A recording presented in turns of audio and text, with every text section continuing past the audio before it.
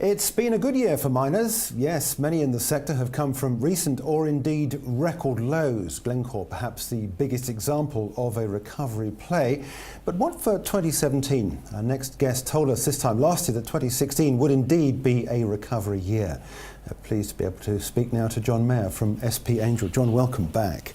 As I say, this time last year we were looking ahead to 2016. You were quite bullish about the prospects. Has anything turned out differently? Yes, the end result has been a good year for miners, but I think this time last year we were talking about China, weren't you? Yes, I mean, and China, I think, did drive what happened through most of the year. It didn't add the cream to the cake. What it did was it gave people a bit more confidence. It certainly supported demand for metals. It supported pricing to some degree, but very, very tentatively. But what's really helped the market through in the last month is the election of Donald Trump into the White House. And although that hasn't quite happened yet, he's still president-elect, his policies that he's been driving, the rebuilding of America with infrastructure, the idea of cutting tax, he's really going back to Reaganomics here, and actually probably doing that at a good time from a US economic perspective. So pushing out the old austerity packages, bringing in a sort of new aggression. We're already seeing manufacturers cutting back on stocks, ramping up production, and so if this momentum continues, I think we would expect the US to continue to drive metals demand as well as China. So I'm not saying, I think China is taking its foot a little bit off the pedal.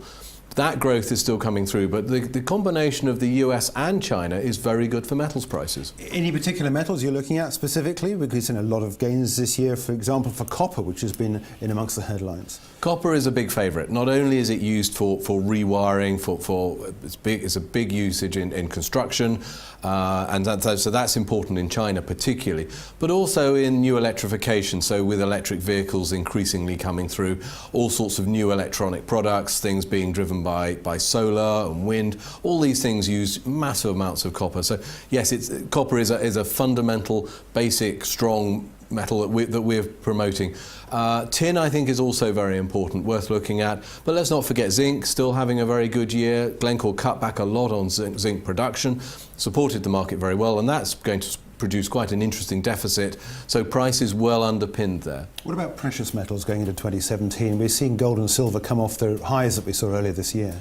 It's difficult to feel like a gold bull in this market. Gold prices fell again today. The problem is the US Fed is going to raise rates. They've got to pay for all this new infrastructure one way or another. So they're looking forward to raising big bond issues in America, sucking money out of other parts of the world. That money goes back into the States. But in order to get that money in, the Americans have to raise interest rates and to show that they'll probably raise interest rates further, and that just doesn't help gold. What about the geographical spread and how you're positioned for next year? Which regions of the world are likely to be the big players? Well, just to make one further point, we've got to look at currencies as well. Right. The dollar has been very, very strong. I suspect it won't go a lot stronger from here, but it's really hard to call. So that does influence the stock picks that we make, but it also influences the metals that we look at. If the dollar remains strong, not so good for gold. But I suspect the dollar might weaken a bit from here, and that could generally be helpful. Going on to stock picks, we've got to look at other countries. I mean, we could look at stuff in the States, but it's a higher cost environment. I think I would tend to go for something like SolGold in Ecuador. It's a big stock now, about £350 million market cap. It's still very much an exploration play for me. It does have a copper, I won't call it an ore body because that would imply it has economic value, and we don't know that yet. But it has kilometre-long intersections of gold and copper, which are very interesting and potentially mineable. But I think where the geological community lie in their thinking is that they are likely to make some form of discovery at the Cascabel project in Ecuador over the course of the year, and they're going to do an awful lot of drilling.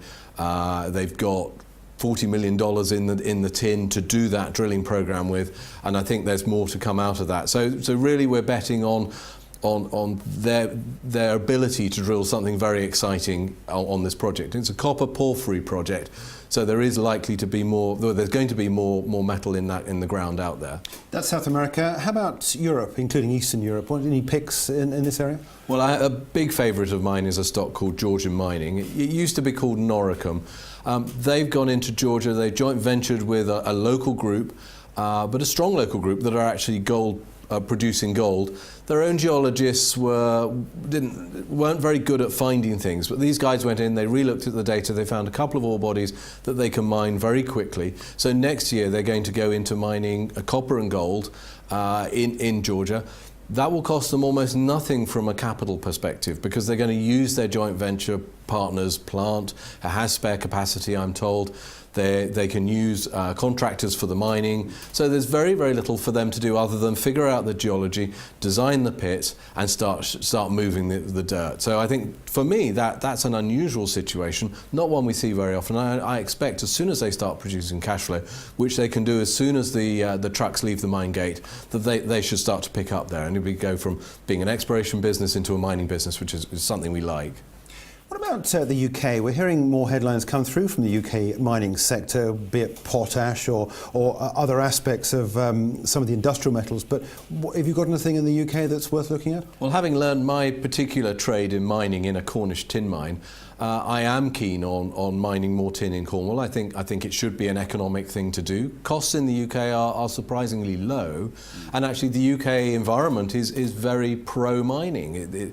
We had Wolf Minerals with the Hemerdon project in Devon, and in fact Strategic Minerals, which we're looking at, is very close to that. It's just on the other side of the border in Cornwall.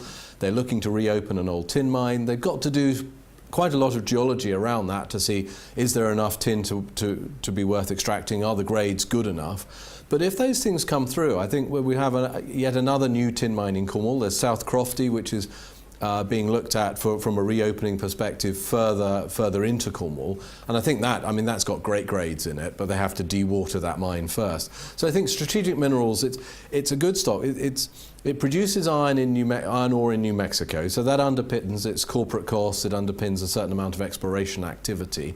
I'm sure they'll carry on raising money as they go along, but I think there's a good opportunity here for the reopening of the Cornish tin industry. What about raising money? You talk there about Strategic Minerals, which has income from other aspects. I know you're talking about other companies as well, where they've got production in one place, funding exploration in another.